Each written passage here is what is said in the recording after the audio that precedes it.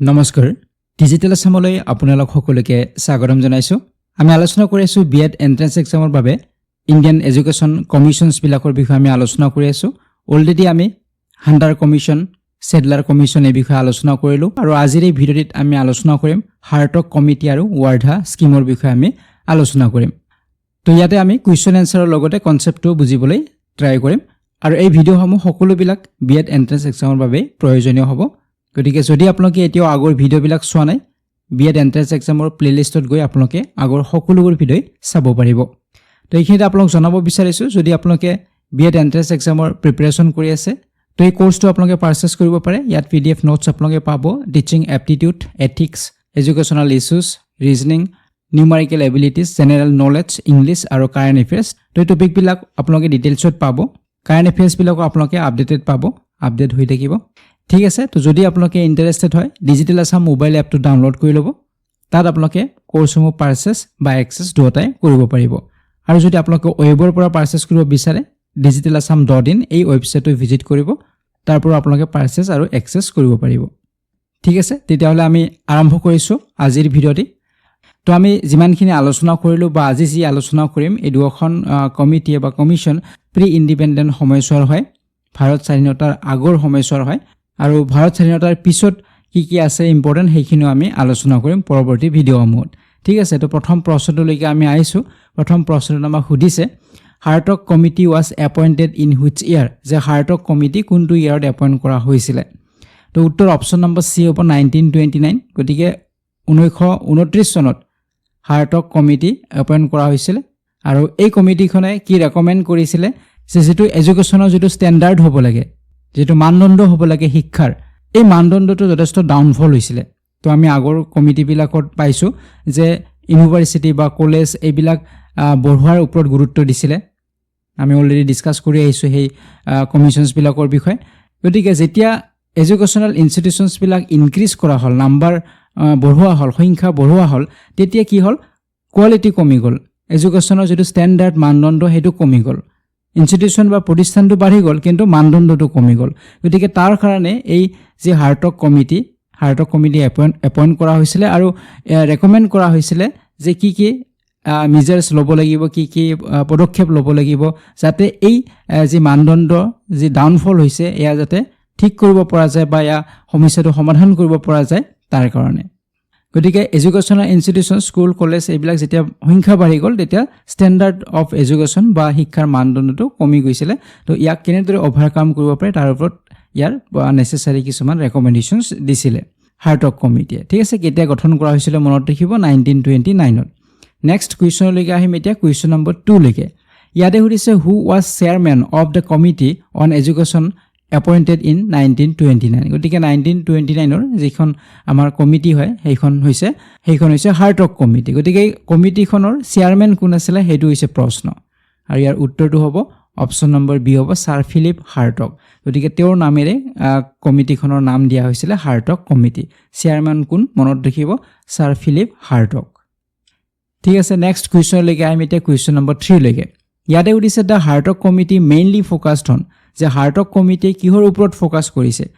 আগৰ আমি কমিটি বিলাক পাইছো কোনোবাখন কমিটিয়ে প্ৰাইমাৰীৰ ওপৰত প্ৰাইমাৰী এডুকেশ্যনৰ ওপৰত কোনোবা এখনে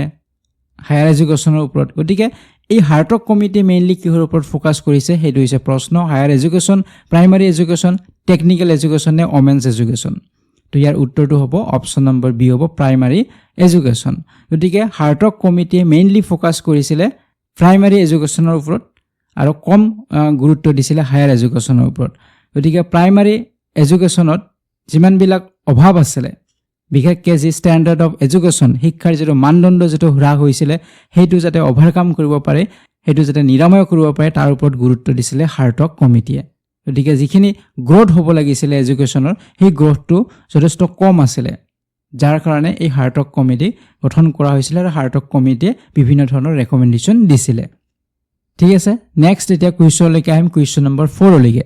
ইয়াতে সুধিছে wastes in the context of Hartog committee report refers to যে হাৰ্টক কমিটিত এটা শব্দ হেতু হৈছে wastes বুলি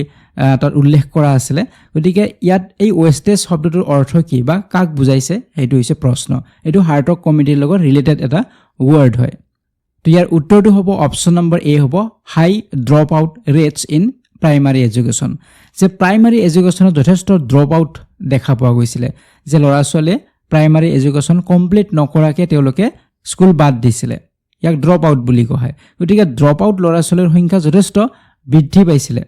গতিকে সেইকাৰণে প্ৰাইমাৰী এডুকেশ্যনত যিটো ড্ৰপ আউটৰ যিটো ৰেট এইটো যথেষ্ট হাই আছিলে আৰু ইয়াতে ৱেষ্টেজ বুলি কোৱা হৈছে ঠিক আছে আপোনালোকে দুটা ইয়াত ৱৰ্ড মনত ৰাখিব যে ৱেষ্টেজ বুলি কোৱাৰ লগে লগে প্ৰিমেচিউৰ উইথড্ৰল অফ চিলড্ৰেন বুজাব মানে যিটো ড্ৰপ আউট ৰেটছ হয় প্ৰাইমাৰী এডুকেশ্যনৰ ক্ষেত্ৰত ল'ৰা ছোৱালীয়ে কমপ্লিট নকৰাকৈ প্ৰাইমাৰী এডুকেশ্যন কমপ্লিট নকৰাকৈ তেওঁলোকে আধাতে বাদ দিয়ে তো এইটো ৱেষ্টেজ বুলি কোৱা হৈছে আৰু এটা ষ্টেগনেশ্যন বুলি কোৱা হৈছে ষ্টেগনেশ্যন এইটোও মনত ৰাখিব ষ্টেগনেশ্যন শব্দটোৰ ইয়াত কি বুজাইছে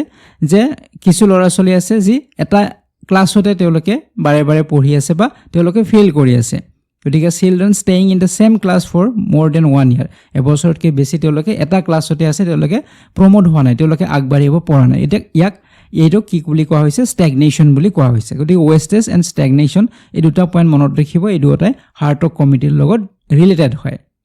আৰু এইবিলাক সমস্যা আছিলে প্ৰাইমাৰী এডুকেশ্যনত এই সমস্যাবিলাক দেখা পোৱা গৈছিলে আৰু সেইকাৰণে যিটো ষ্টেণ্ডাৰ্ড অফ এডুকেশ্যন এইটো যথেষ্ট কি হৈছিলে ল' হৈছিলে যথেষ্ট ডাউনফল হৈছিলে কাৰণ ল'ৰা ছোৱালী তাত ৱেষ্টেজ হৈছিলে বা ড্ৰপ আউটছৰ সংখ্যা বাঢ়িছিলে ষ্টেগনেশ্যন এটা ক্লাছতে 2 বছৰ 3 বছৰ ল'ৰা ছোৱালী আছে পঢ়ি তো এই পইণ্টছখিনি আপোনালোকে মনত ৰাখিব ঠিক আছে নেক্সট কুৱেশ্যনলৈকে আহিম এতিয়া কুৱেশ্যন নম্বৰ 5লৈকে ইয়াতে সুধিছে regarding the Hartog committee 1929 which of the following curricular recommendations were proposed for female students তো ইয়াতে সুধিছে যে হাৰ্টক কমিটিয়ে কাৰিকুলাৰ বা যিটো পাঠ্যক্ৰমৰ ওপৰত ফিমেল ষ্টুডেণ্টছৰ পাঠ্যক্ৰমৰ ওপৰত এটা ৰেকমেণ্ডেশ্যন দিছিলে পৰামৰ্শ দিছিলে গতিকে সেইটো কোনটো হয় সেইটো হৈছে প্ৰশ্ন গতিকে ফিমেল ষ্টুডেণ্টছৰ কাৰিকুলামৰ ক্ষেত্ৰতহে দিছিলে বা পাঠ্যক্ৰমৰ ক্ষেত্ৰতহে দিছিলে গতিকে কোনটো হ'ব ইয়াৰ শুদ্ধ উত্তৰ তো অপশ্যন নম্বৰ বি হ'ব শুদ্ধ উত্তৰ হাইজিন হোম ছায়েন্স আৰু মিউজিক গতিকে এই যিখন কমিটিখনে মহিলাৰ শিক্ষাৰ কথা ইয়াত কোৱা হৈছে আৰু মহিলাসকল সেই সময়ত ছ'চাইটিয়েল যিখিনি নিডছ আছিলে সেই সময়ত সমাজখনৰ যিখিনি প্ৰয়োজন সেইখিনি যাতে মহিলাসকলে পূৰণ কৰিব পাৰে গতিকে সেই অনুপাতে যি মহিলাৰ ষ্টুডেণ্টছৰ বাবে তেওঁলোকৰ পাঠ্যক্ৰমত থাকিব লাগিব সেই বিষয়ে ইয়াত নিশ্চিত কৰিছিলে আৰু ফিমেল ষ্টুডেণ্টছৰ বাবে ইয়াত কিছুমান ছাবজেক্ট ধৰি দিছিলে যেনে হাইজিন হোম ছায়েন্স মিউজিক এইবিলাক মহিলাসকলৰ পাঠ্যক্ৰমত থাকিব লাগিব আৰু ইয়াৰ জৰিয়তে তেওঁলোকৰ মহিলাসকলে পৰৱৰ্তী সময়ছোৱাত ফেমিলি বা কমিউনিটিৰ লগত তেওঁলোকে খাপ খুৱাই চলিব পাৰিব গতিকে মনত ৰাখিব কোনবিলাক ছাবজেক্ট ইয়াত অন্তৰ্ভুক্ত কৰা হৈছিলে ফিমেল ষ্টুডেণ্টছৰ বাবে hygiene home science and music next এতিয়া কুৱেশ্যনলৈকে আহিম কুৱেশ্যন নম্বৰ 6লৈকে ইয়াত সুধিছে which committee in the history of Indian education discussed wastage and stagnation first of all তো আমি ইতিমধ্যে আলোচনা কৰিলোৱে ৱেষ্টেজ আৰু ষ্টেগনেশ্যন গতিকে কোনখন কমিটিৰ লগত জড়িত তেনেধৰণৰ প্ৰশ্ন সুধিব পাৰে উত্তৰ হ'ব অপশ্যন নম্বৰ এ হ'ব হাৰ্টক কমিটিৰ লগত জড়িত ঠিক আছে নেক্সট কুৱেশ্যনলৈকে আহিম কুৱেশ্যন নম্বৰ 7লৈকে ইয়াত সুধিছে which of the following is not a recommendation of the Hartog কমিটিৰ তলৰ কোনটো ৰেকমেণ্ডেশ্যন কৰা নাই কোনটো পৰামৰ্শ হাৰ্টক কমিটিৰ দ্বাৰা দিয়া হোৱা নাই প্ৰথমটোত কৈছে improvement in primary education quality তো এইটোতো হাৰ্টক কমিটিয়ে কৈছে যে প্ৰাইমাৰী এডুকেশ্যনৰ যিটো কোৱালিটিটো ইম্প্ৰুভ কৰিব লাগিব কাৰণ যথেষ্ট ষ্টেণ্ডাৰ্ড যিটো থাকিব মানদণ্ড থাকিব শিক্ষাৰ এইটো হ্ৰাস পাইছিলে গতিকে ইয়াক ইম্প্ৰুভ কৰিব লাগিব ইয়াৰ ওপৰত পৰামৰ্শ দিছিলে তো এইটোতো কাৰেক্ট হয় কিন্তু দিয়া নাছিলে সেইটো আমাক সুধিছে দ্বিতীয়তে কোৱা হৈছে reduction of drop outs rate এইটো আমি পাইছোঁ অলৰেডি আলোচনা কৰিলোঁ যে ড্ৰপ আউটছৰ যিটো ৰেট এইটো ৰিডিউচ কৰিব লাগিব কমাব লাগিব তো এই সংখ্যা কমাব লাগিব এই বিষয়ে হাৰ্টক কমিটিয়ে ৰেকমেণ্ডেশ্যন কৰিছিলে চি নম্বৰত কৈছে ৰেপিড এক্সপানশ্যন অফ ইউনিভাৰ্চিটিজ তো এই বিষয়ে হাৰ্টক কমিটিয়ে কোৱা নাই যে ইয়াত এক্সপানশ্যনৰ কথা কোৱা নাই বৃদ্ধি কৰাৰ কথা কোৱা নাই ইউনিভাৰ্চিটিজ কাৰণ এই ইউনিভাৰ্চিটি স্কুল বা কলেজবিলাক বৃদ্ধি হোৱাৰ বাবে তো সমস্যাটো হৈছে যে এডুকেশ্যনৰ যিটো মানদণ্ডটো হ্ৰাস পাইছিলে গতিকে ইয়াত এক্সপানশ্যনৰ কথা কোৱা নাই যে ইউনিভাৰ্চিটিৰ সংখ্যা বঢ়াব লাগিব এই বিষয়ে হাৰ্টক কমিটিয়ে পৰামৰ্শ দিয়া নাছিলে গতিকে আমাৰ উত্তৰ হ'ব অপশ্যন নম্বৰ চি হ'ব বাকী ডি নম্বৰটো কৈছিলে যে টিচাৰ ট্ৰেইনিঙৰ যথেষ্ট প্ৰয়োজন হ'ব কাৰণ কোৱালিটি এডুকেশ্যন দিব লাগিলে বা এডুকেশ্যনটো আমাৰ ষ্টেণ্ডাৰ্ড এডুকেশ্যন দিব লাগিলে টিচাৰ্ছৰ ট্ৰেইনিং দিব লাগিব তো এই বিষয়েও হাৰ্টক কমিটিয়ে পৰামৰ্শ দিছিলে ঠিক আছে উত্তৰ আমাৰ অপশ্যন নম্বৰ চি হ'ল এতিয়া আহিলো আমি নেক্সট কুৱেশ্যন নম্বৰ 8 লৈকে তো 8ত আমাক সুধিছে the Hartog committee criticized higher education mainly due to যে হাৰ্টক কমিটি হায়াৰ এডুকেশ্যনক ক্ৰিটিচাইজ কৰিছে হায়াৰ এডুকেশ্যনক ক্ৰিটিচাইজ কৰিছে কিহৰ বাবে সমালোচনা কৰিলে বা কিয় সমালোচনা কৰিলে অপশ্যন 8 কৈছে লেক অফ ফাণ্ডিং বিত আছে falling academic standards absence of teachers and lack of technology তো উত্তৰ কি হ'ব অলৰেডি আমি কিন্তু পাইছোঁ আলোচনা কৰিলোঁ উত্তৰ হ'ব অপশ্যন নম্বৰ বি হ'ব ফলিং একাডেমিক ষ্টেণ্ডাৰ্ডছ যে একাডেমিক ষ্টেণ্ডাৰ্ডছটো ডাউন হৈছিলে হ্ৰাস পাইছিলে সেইকাৰণে হায়াৰ এডুকেশ্যনক কি কৰিছিলে ইয়াত ক্ৰিটিচাইজ কৰিছিলে কাৰণ হায়াৰ এডুকেশ্যনৰ সংখ্যা বাঢ়ি গৈছিলে বৃদ্ধি কৰা হৈছিলে পূৰ্বৰ কমিটিবিলাকে ৰেকমেণ্ড কৰিছিলে যে বঢ়াব লাগে হায়াৰ এডুকেশ্যনৰ ওপৰত বেছি গুৰুত্ব দিয়া হৈছিলে যাৰ ফলত আমাৰ প্ৰাইমাৰী লেভেলত কি হৈছিলে ষ্টেণ্ডাৰ্ড যিটো হ'ব লাগে এডুকেশ্যনৰ সেইটো ফল হৈছিলে বা সেইটো হ্ৰাস পাইছিলে গতিকে সেইটো কাৰণে হায়াৰ এডুকেশ্যনক ইয়াত ক্ৰিটিচাইজ কৰা হৈছিলে হাৰ্টক কমিটিৰ জৰিয়তে ঠিক আছে আৰু এই কমিটিখনে এইটোও উল্লেখ কৰিছে যে পুৱাৰ এনভাইৰনমেণ্টৰ বাবে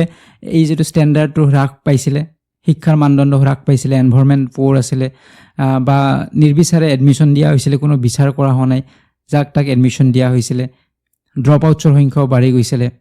তো ইয়াৰ উপৰিও ইউনিভাৰ্চিটিবিলাকক ক্ৰিটিচাইজ কৰা হৈছিলে সমালোচনা কৰা হৈছিলে কাৰণ সমাজৰ বাবে প্ৰয়োজনীয় বা সমাজৰ বাবে এগৰাকী সাজু এজন ব্যক্তি প্ৰস্তুত কৰাৰ ক্ষেত্ৰত ব্যৰ্থ হৈছিলে ইউনিভাৰ্চিটিবিলাক গতিকে তাৰ বাবে সমালোচনাও কৰিছিলে হাৰ্টক কমিটিয়ে ঠিক আছে নেক্সট এতিয়া কুৱেশ্যনলৈকে আহিম কুৱেশ্যন নম্বৰ 9 লৈকে ইয়াতে সুধিছে which problem was highlighted regarding university infrastructure যে ইউনিভাৰ্চিটিৰ ইনফ্ৰাষ্ট্ৰাকচাৰৰ ক্ষেত্ৰত আন্তঃগাঁথনিৰ ক্ষেত্ৰত তলৰ কোনটো প্ৰব্লেম হাইলাইট কৰা হৈছিলে সেইটো হৈছে প্ৰশ্ন আৰু হাৰ্টক কমিটিয়ে হাইলাইট কৰিছিলে ইউনিভাৰ্চিটি ইনফ্ৰাষ্ট্ৰাকচাৰৰ ক্ষেত্ৰত আন্তঃগাঁথনিৰ ক্ষেত্ৰত তো ইয়াৰ উত্তৰ হ'ব অপশ্যন নম্বৰ বি হ'ব ইনএডিকুৱেট লাইব্ৰেৰীজ এণ্ড লেবছ কাৰণ ইউনিভাৰ্চিটিৰ ক্ষেত্ৰত যদি আমি চাওঁ ইয়াত কিছুমান বিষয় নেগলেক্ট কৰা হৈছিলে যেনে অনাৰ্ছ কোৰ্ছ নাছিলে অভাৰ ক্ৰাউডিং হৈছিলে ল'ৰা ছোৱালীৰ সংখ্যা বহুত বেছি তাত লাইব্ৰেৰীৰ ফেচিলিটি এপ্ৰপ্ৰিয়েট নাছিলে তো এনেধৰণৰ কিছুমান সমস্যা আছিলে তাৰে ভিতৰত এইটো এটা আছিলে যে লাইব্ৰেৰীৰ সংখ্যা পৰ্যাপ্ত নাছিলে বা লেব পৰ্যাপ্ত পৰিমাণৰ নাছিলে তো এইটো এটা ইউনিভাৰ্চিটিৰ ইনফ্ৰাষ্ট্ৰাকচাৰৰ ক্ষেত্ৰত ড্ৰবেক আছিলে যিটো হাৰ্টক কমিটিয়ে মেনশ্যন কৰিছিলে এটা সমস্যা বুলি ইয়াত কৈছিলে ঠিক আছে নেক্সট এতিয়া কুৱেশ্যনলৈকে আহিম কুৱেশ্যন নম্বৰ 10 লৈকে ইয়াত সুধিছে which of the following was not a recommendation of the Hartog committee যে তলৰ কোনটো হাৰ্টক কমিটিৰ দ্বাৰা ৰেকমেণ্ডেশ্যন কৰা হোৱা নাই তলৰ কোনটো হাৰ্টক কমিটিৰ দ্বাৰা ৰেকমেণ্ডেশ্যন কৰা হোৱা নাই প্ৰথমটোত কৈছে improvement in training pay and status of teachers তো এই বিষয়ে হাৰ্টক কমিটিয়ে কৈছে যে টিচাৰৰ যিটো ষ্টেটাছ বা টিচাৰৰ যিটো দৰমহা বা ট্ৰেইনিং এইবিলাক বৃদ্ধি কৰিব লাগিব টিচাৰৰ ট্ৰেইনিং বৃদ্ধি কৰিলে এডুকেশ্যনৰ যিটো ষ্টেণ্ডাৰ্ডটো হাই হ'ব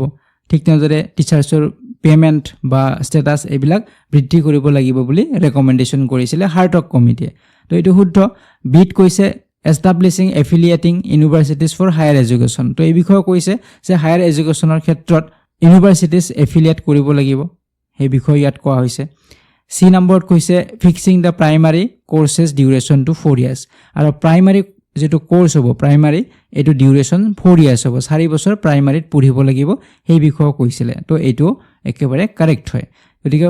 অশুদ্ধ কোনটো হ'ব অশুদ্ধ হ'ব অপচন নম্বৰ ডি ৰেকমেন্ডিং দা 10+2+3 ষ্ট্ৰাকচাৰৰ কথা হাৰ্টক কমিটিয়ে কোৱা নাই ঠিক আছে হাৰ্টক কমিটি এই ষ্ট্ৰাকচাৰৰ বিষয়ে কোৱা নাছিলে তো এই পইণ্টটো মনত ৰাখিব যে প্ৰাইমাৰী যেটো কোৰ্স হয় এটো ডিউৰেশ্যন কিমান এটো সুধিব পাৰে 4 years নেক্সট এতিয়া কুৱেশ্যনলৈকে আহিম আমি কুৱেশ্যন নম্বৰ 11 লৈকে ইয়াতে সুধিছে in which year did Mahatma Gandhi propose the Wardha scheme of basic education the basic এডুকেশ্যনৰ বাবে ৱাৰ্ধা স্কিমৰ বিষয়ে প্ৰপ'জ কৰিছিলে মহাত্মা গান্ধী গতিকে কিমান চনত প্ৰপ'জ কৰিছিলে তেখেতে মহাত্মা গান্ধীয়ে উত্তৰ হ'ব অপশ্যন নম্বৰ চি হ'ব 1937 গতিকে 1937ত মহাত্মা গান্ধীয়ে প্ৰপ'জ কৰিছিলে ৱাৰ্ধা স্কিম আৰু এইটো কিহৰ বাবে বেচিক এডুকেশ্যনৰ বাবে যাক নাই তালিম বুলি কোৱা হয় বা বুনিয়াদী তালিম বুলি কোৱা হয় ঠিক আছে কোনে প্ৰপ'জ কৰিছিলে মহাত্মা গান্ধীয়ে প্ৰপ'জ কৰিছিলে 1937ত আৰু এই বিষয়ে কোড প্ৰপ'জ কৰা হৈছিলে যে অল ইণ্ডিয়া এডুকেশ্যনেল কনফাৰেন্স হৈছিলে ৱাৰ্ধাত হৈছিলে 1937ৰ 22 অক্টোবৰত গতিকে তাত প্ৰপ'জ কৰিছিলে মহাত্মা গান্ধীয়ে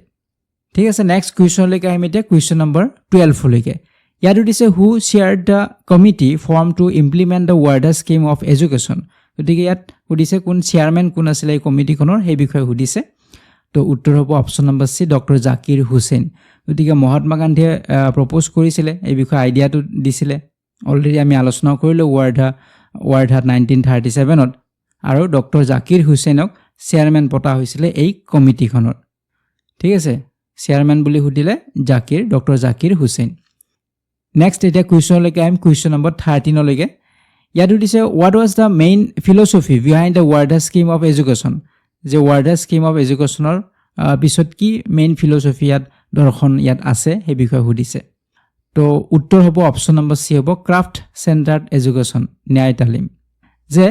ইয়াত আপোনালোকে চাব যে ৱাৰ্ডাৰ স্কিম অফ এডুকেশ্যন 1937 এই বিষয়ে আমি পালোঁ তো ইয়াক কোনে প্ৰপ'জ কৰিছিল এই বিষয়ে পালোঁ মহাত্মা গান্ধীয়ে আৰু ইয়াত মেইনলি কিহৰ ওপৰত গুৰুত্ব দিয়া হৈছে ক্ৰাফ্ট চেণ্টাৰ্ড এডুকেশ্যনৰ ওপৰত ইয়াৰ অৰ্থ হৈছে যে ল'ৰা ছোৱালীয়ে লাৰ্ণিং বাই ডুইঙৰ ওপৰত বা লাৰ্ণিং বাই এক্টিভিটিৰ ওপৰত গুৰুত্ব দিয়া হৈছে ল'ৰা ছোৱালীয়ে এক্টিভিটিৰ জৰিয়তে শিকিব সেই বিষয়ে ইয়াত গুৰুত্ব দিয়া হৈছে ন্যায় তালিম মানে নতুন এডুকেশ্যন নিউ এডুকেশ্যন বুলি আমি ক'ব পাৰোঁ গতিকে আগৰ তুলনাত কিছু পৃথক ইয়াত ভকেশ্যনেল ট্ৰেইনিঙৰ ওপৰত গুৰুত্ব দিয়া হ'ব সিহঁতে হাতে কামে কৰি সিহঁতে শিকিব এক্টিভিটিৰ জৰিয়তে সিহঁতে শিকিব ইয়াৰ ওপৰত গুৰুত্ব দিয়া হৈছিলে এই ৱাৰ্ডাৰ স্কিমৰ জৰিয়তে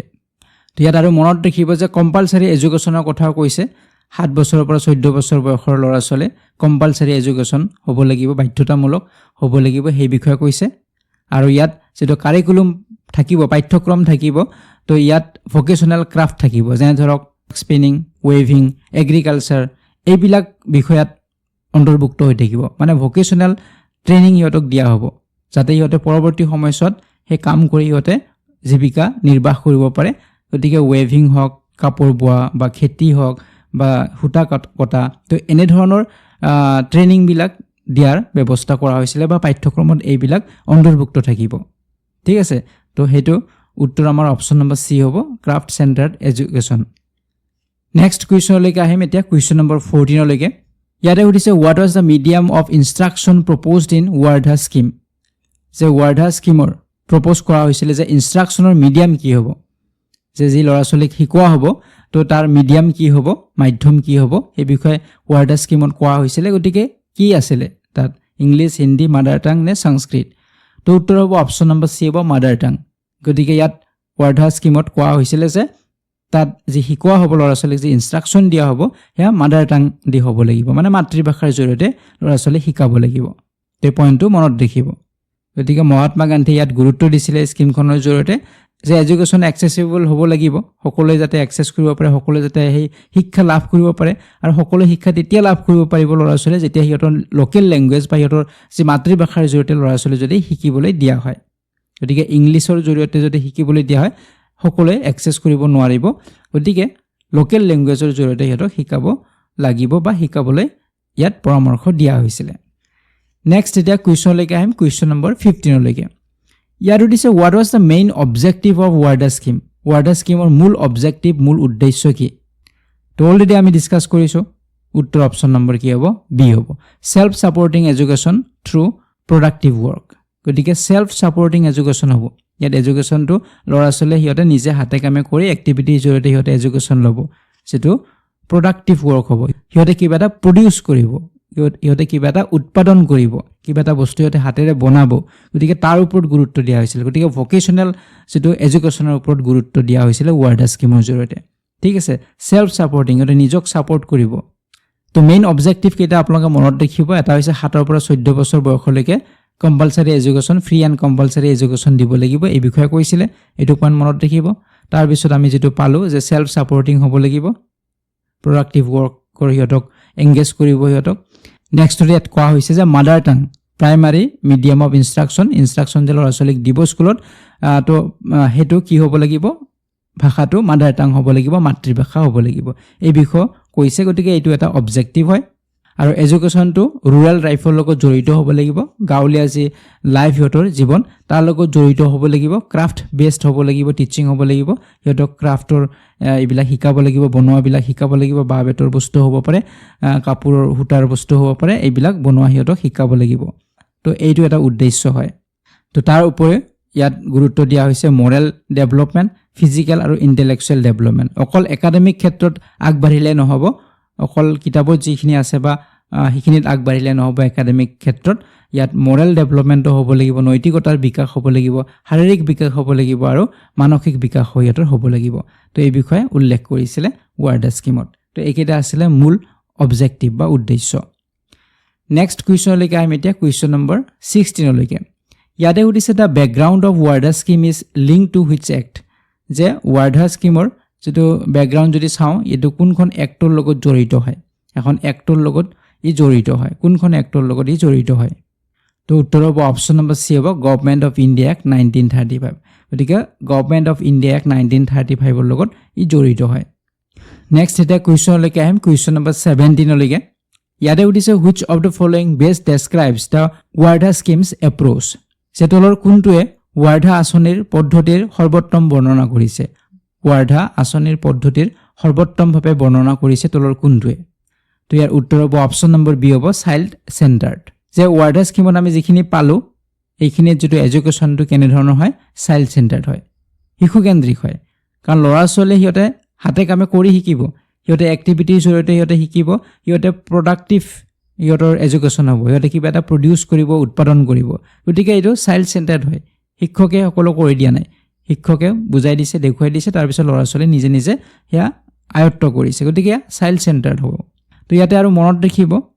যে ইয়াতে কৈছে অভাৰঅল ডেভেলপমেণ্টৰ কথা কৈছে, ল'ৰা ছোৱালীৰ অভাৰঅল ডেভেলপমেণ্ট হ'ব লাগিব, হেড হাৰ্ট এণ্ড হেণ্ড, সিহঁতৰ হেড মানে মাইণ্ড, তাৰপিছত হাৰ্ট মানে সিহঁতৰ ভেলুজ, আৰু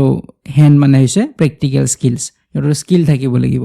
গতিকে এই স্কিলৰ কথাটো ইয়াত জড়িত হৈ থাকিব, কাৰণ ল'ৰা ছোৱালীয়ে হাতেৰে এই বস্তুবিলাক বনাব, সিহঁতৰ স্কিল ডেভেলপমেণ্ট হ'ব। গতিকে এই হেণ্ডৰ কথা আহিব, হাৰ্টৰ কথা আহিব, হেডৰ কথা আহিব, এই গোটেইকেইটাই কি হ'ব লাগিব, অভাৰঅল ডেভেলপমেণ্ট সিহঁতৰ হ'ব লাগিব। ঠিক আছে, তাৰ উপৰি ইয়াতে ৰড লাৰ্ণিঙৰ কথা কোৱা নাই, মুখস্থ কৰি শিকাৰ কথা কোৱা নাই, এবষ্ট্ৰাক্ট বস্তুৰ কথা কোৱা নাই, সিহঁতে চিনি নোপোৱা, দেখি নোপোৱা, সিহঁতে নজনা বস্তুৰ শিক্ষাৰ ওপৰত ইয়াত গুৰুত্ব দিয়া হোৱা নাই। সিহঁতে ৰিয়েল লাইফ চিটুৱেশ্যনত বা সিহঁতৰ আশে পাশে যিবিলাক বস্তু আছে সেইবিলাকৰ জৰিয়তে সিহঁতক কেনেদৰে শিকাব পাৰে, তো তাৰ ওপৰত গুৰুত্ব দিয়া হৈছিলে। ঠিক আছে, নেক্সট এতিয়া কুৱেশ্যনলৈকে আহিম, কুৱেশ্যন নম্বৰ 18লৈকে। ইয়াতে সুধিছে which concept best summarizes Wardha scheme's features, যে তলৰ কোনটো কনচেপ্টে ৱাৰ্ডা স্কিমখনৰ আমি বিষয়ে অলৰেডি আলোচনা কৰিলোৱে, তো ইয়াক ছামাৰাইজ কৰিছে, কোনটো কনচেপ্টে ইয়াক ৱাৰ্ডা স্কিমৰ বিষয়ে ইয়াত ছামাৰাইজ কৰিছে বা ৱাৰ্ডা স্কিমৰ বিষয়ে কৈছে, কোনটো তলৰ কনচেপ্টে। তো উত্তৰ কি হ'ব, অপশ্যন নম্বৰ বি হ'ব holistic and work centred education. তো আমি অলৰেডি ডিছকাছ কৰিলোঁ যে ইয়াত হলিষ্টিক ডেভেলপমেণ্টৰ কথা কৈছে, সকলো ফালৰ ডেভেলপমেণ্ট হ'ব লাগিব, সিহঁতৰ মেণ্টেল ডেভেলপমেণ্ট, ফিজিকেল ডেভেলপমেণ্ট, সিহঁতৰ স্কিলৰ ডেভেলপমেণ্ট, গোটেই ফালৰ ডেভেলপমেণ্ট ইয়াতে হ'ব লাগিব। গতিকে হলিষ্টিক মানে সকলো ফালৰ ডেভেলপমেণ্টৰ কথা ইয়াত কোৱা হৈছে। আৰু ৱৰ্ক চেণ্টাৰ্ড এডুকেশ্যন, ইয়াত যদি এডুকেশ্যন হ'ব ৱৰ্ক চেণ্টাৰ্ড হ'ব, মানে সিহঁতে এক্টিভিটিৰ জৰিয়তে, কাৰ্যৰ জৰিয়তে, কৰ্মৰ জৰিয়তে সিহঁতে শিকিব। গতিকে এইটো হ'ব ইয়াৰ শুদ্ধ উত্তৰ। নেক্সট কুৱেশ্যনলৈকে আহিম এতিয়া, কুৱেশ্যন নম্বৰ 19। ইয়াত সুধিছে which of the following reflects the economic aim of Wardha scheme, Wardha স্কিমৰ ইকনমিক এইম তলৰ কোনটোৱে ব্যাখ্যা কৰিছে। তো ইকনমিক এইম বুলি কোৱাৰ লগে লগে অৰ্থনীতি, ল'ৰা ছোৱালীয়ে যাৰ জৰিয়তে অৰ্থনীতি বা সিহঁতে জীৱন নিৰ্বাহ কৰিব পাৰিব, টকা পইচা ইনকাম কৰিব পাৰিব। গতিকে সেই বিষয়ে কৈছে অপশ্যন নম্বৰ চিত কৈছে প্ৰিপেয়াৰিং ষ্টুডেণ্টছ ফৰ লাইভলিহুড, যে ৱাৰ্ডা স্কিমত যদি আমি চাওঁ ইকনমিক এইম, যে ল'ৰা ছোৱালীক কেনেধৰণৰ শিক্ষা দিয়া হৈছে, সিহঁতক স্কিল বেছড ট্ৰেইনিং দিয়া হ'ব, সিহঁতক ভকেশ্যনেল ট্ৰেইনিং দিয়া হ'ব, যাৰ জৰিয়তে সিহঁতৰ জীৱন নিৰ্বাহ কৰিব পাৰিব, ভৱিষ্যতে সিহঁতে সেই কাম কৰি সিহঁতে উপাৰ্জন কৰিব পাৰিব। গতিকে প্ৰিপেয়াৰিং ষ্টুডেণ্টছ ফৰ লাইভলিহুড, জীৱন নিৰ্বাহৰ বাবে সিহঁতক প্ৰিপেয়াৰ কৰা হৈছে এই শিক্ষাৰ জৰিয়তে। ঠিক আছে, এতিয়া আহিছোঁ শেষৰটি প্ৰশ্ন, কুৱেশ্যন নম্বৰ 20লৈকে। ইয়াত সুধিছে what was the main aim of the Wardha scheme of 1935 propose by Mahatma Gandhi, যে মূল এইম কি হয় ৱাৰ্ডা স্কিমৰ যি মহাত্মা গান্ধীয়ে প্ৰপ'জ কৰিছিলে। তো আমি অলৰেডি এইমবিলাকৰ বিষয়ে আলোচনা কৰিলোঁ বা অবজেক্টিভবিলাক, উদ্দেশ্যবিলাকৰ বিষয়ে অলৰেডি আমি পাই আহিছোঁ। তাৰে ভিতৰতে ইয়াত আছে, অপশ্যনত আমি চালেই ধৰিব পাৰিম। তো কি হ'ব, অপশ্যনত যদি চাওঁ অপশ্যন নম্বৰ 1 হ'ব শুদ্ধ উত্তৰ। কি পাইছিলোঁ আমি, two provide practical, vocational and relevant education to meet the needs of rural India, যে এই ৰুৰেল ইণ্ডিয়াত যিবিলাক প্ৰয়োজন হয় সাধাৰণতে সেই সময়ছোৱাত 1935ৰ সময়ছোৱাত বেছিভাগে কি কৰিছিলে, খেতি কৰিছিলে, কৃষিৰ লগত জড়িত ব্যক্তি আছিলে। গতিকে ভৱিষ্যতে সিহঁতে কি কৰিব লাগিব, ল'ৰা ছোৱালীয়ে ডাঙৰ হৈ কৃষিয়ে কৰিব লাগিব খেতিয়ে কৰিব লাগিব গতিকে সেই কাৰণে ৰুৰেল যি ইণ্ডিয়া ৰুৰেল ইণ্ডিয়াত কোনবিলাক বস্তুৰ প্ৰয়োজন আছিল তাৰ ওপৰত ফোকাস কৰা হৈছিল গতিকে সিহঁতে যাতে ভৱিষ্যতে ভাল এজন খেতিয়ক হ'ব পাৰে ভাল সিহঁতে কিবা ক্ৰাফট বনাব পাৰে ভাল সিহঁতে বাঁহৰ বস্তু বেতৰ বস্তু কাপোৰ বনাব পাৰে তো তাৰ ওপৰত সিহঁতক ফোকাস কৰা হৈছিল বা ট্ৰেইনিং দিয়া হৈছিল ভোকেশনাল ট্ৰেইনিং দিয়া হৈছিল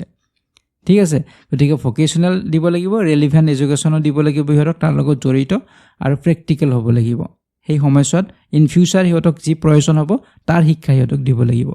তো তেনে ধৰণৰ আছিল ইয়াৰ মূল এইমটো অপচন নম্বৰ এ হ'ব শুদ্ধ উত্তৰ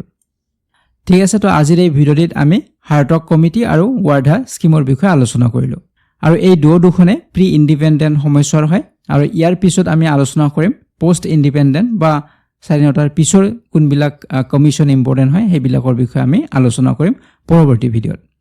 ঠিক আছে তো পৰৱৰ্তী ভিডিঅ'ত আপোনালোকক পুনৰবাৰ লগ পোৱাৰ আশাৰে আজিৰ এই ভিডিঅ'টিৰ পৰা বিদায় লৈছোঁ ধন্যবাদ